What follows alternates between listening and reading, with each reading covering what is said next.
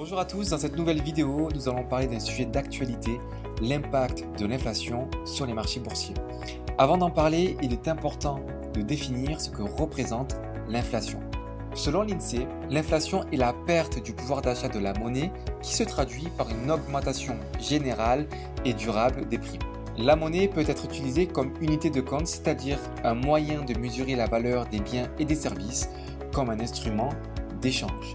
En d'autres termes, la monnaie facilite les transactions entre les agents économiques car elle est acceptée par tous et comme réserve de valeur.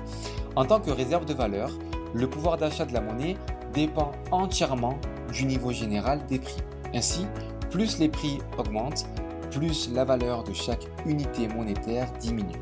La monnaie n'est pas considérée comme la seule réserve de valeur. Les particuliers et les investisseurs choisissent le plus souvent de détenir des richesses dans d'autres classes d'actifs telles que les actions, les obligations ou encore les biens immobiliers. Cependant, ces actifs doivent généralement être convertis en monnaie fiduciaire avant que la richesse qu'ils détiennent puisse être échangée contre d'autres biens et services. Alors que se passe-t-il lorsque l'inflation augmente ? Lorsque l'inflation augmente, des mesures sont rapidement mises en place pour éviter que la hausse affecte davantage les agents économiques. Par exemple, les banques centrales peuvent augmenter les taux d'intérêt sur les dépôts et les prêts. Cette mesure a pour but d'inciter les consommateurs à épargner davantage et à réduire ainsi la demande excédentaire. En augmentant les taux d'intérêt, cela limite la propension des banques commerciales à emprunter de l'argent et réduit ainsi la masse monétaire. L'augmentation des taux d'intérêt a également pour effet d'encourager l'épargne et donc de limiter les dépenses. Et lorsque les dépôts en banque sont plus importants et qu'il y a moins d'argent en circulation, la demande des produits diminue, les prix baissent et donc cela réduit l'inflation. Maintenant, nous allons voir l'impact de l'inflation sur les marchés boursiers. Dans cette partie, nous verrons quels sont les 6 effets de l'augmentation générale et durable des prix sur les marchés boursiers. Premier point, c'est le passage du marché action vers le marché des obligations. Nous avons vu tout à l'heure qu'une hausse de l'inflation pousse les autorités monétaires à augmenter les taux d'intérêt.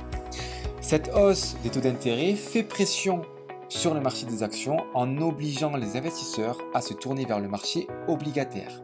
Pourquoi ? Parce que le ratio risque-rendement est plus attrayant. Petit rappel, le ratio risque-rendement marque la récompense potentielle qu'un investisseur peut gagner pour chaque euro qu'il risque sur un investissement. Ce ratio peut être utilisé pour comparer deux investissements sur lesquels un investisseur hésite. Et c'est exactement ce que nous assistons aujourd'hui sur le marché action et sur le marché obligataire. Pour comprendre cela, supposons qu'une obligation offrait auparavant un rendement de 6% par an et qu'elle offre aujourd'hui un rendement de 8% par an en raison d'une hausse des taux d'intérêt. Supposons également que le rendement d'une action reste constant à 15% par an. Le ratio risque-rendement est alors passé de 2,5%, c'est-à-dire 15% divisé par 6%, à 1,9%, c'est-à-dire 15% divisé par 8%. Par conséquent, plus les taux d'intérêt augmentent et plus le ratio risque-rendement continue de baisser. Et c'est l'une des principales raisons pour lesquelles les investisseurs délaissent le marché des actions au profit du marché des obligations, ce qui entraîne donc une vente massive des actions et par conséquent une baisse générale sur les marchés. Deuxième point, l'inflation est toujours considérée comme négative pour le marché actions. Si nous regardons historiquement, l'inflation a toujours eu un impact négatif sur le marché des actions. Par exemple, entre 2007 et 2021, lorsque l'inflation a dépassé les 3%, le Dow Jones a réagi négativement à cette nouvelle. Un autre exemple pour illustrer ce constat, durant la crise économique puis financière de 2008, le Dow Jones a perdu près de la moitié de sa valeur. De nouveau en 2011, lorsque l'inflation a augmenté, l'indice a chuté. Troisième point, lorsque l'inflation augmente, les valeurs énergétiques ont tendance à surperformer le marché. Historiquement, en période d'inflation, les valeurs énergétiques ont toujours enregistré les meilleures performances. En effet, les entreprises qui produisent du gaz, du pétrole et de l'énergie renouvelable voient la valeur de leurs actions s'apprécier en période d'inflation. Quatrième point, en période d'inflation, nous pouvons voir une hausse des matières premières de base. Historiquement, les matières premières de base, telles que le maïs ou encore le blé, se sont également maintenues ou ont fortement augmenté. Il a été montré que les matières premières de base offraient un rendement moyen de 14% en période d'inflation. Cinquième point, en période d'inflation, les actions bancaires restent dans l'incertitude. Historiquement, les actions bancaires sont difficiles à évaluer en période d'inflation. De manière générale, ces actions ont tendance à sous-performer en période d'inflation. Cela s'explique par le fait qu'une hausse de l'inflation entraîne une hausse des taux d'intérêt, ce qui réduit la rentabilité des banques.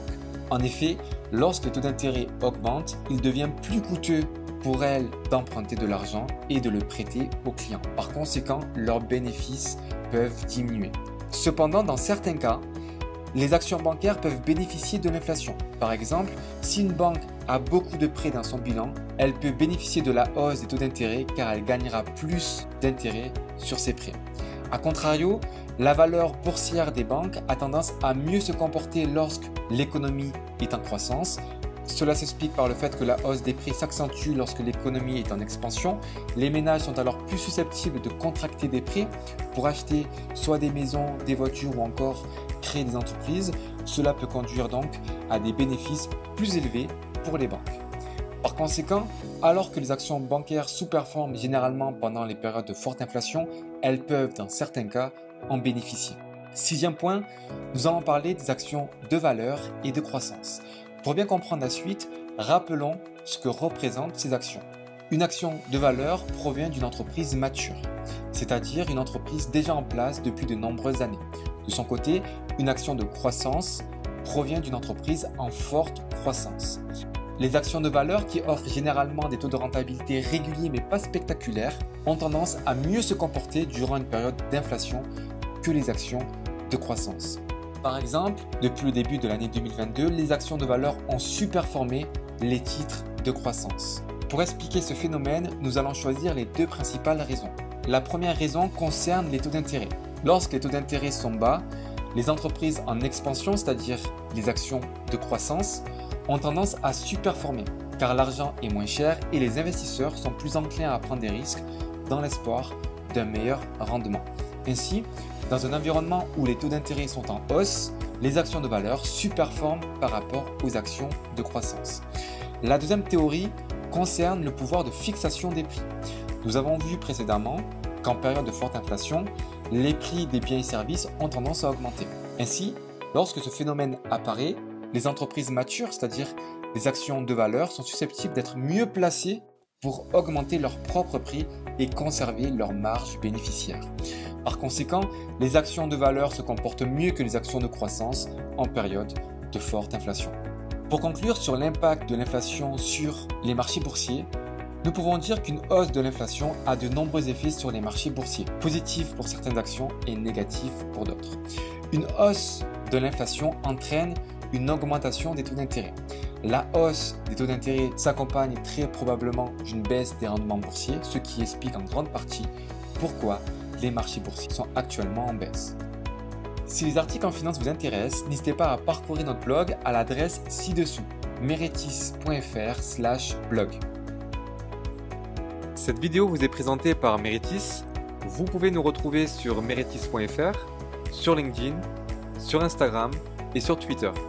Vous remercions donc de l'avoir visionné. À bientôt pour la prochaine vidéo.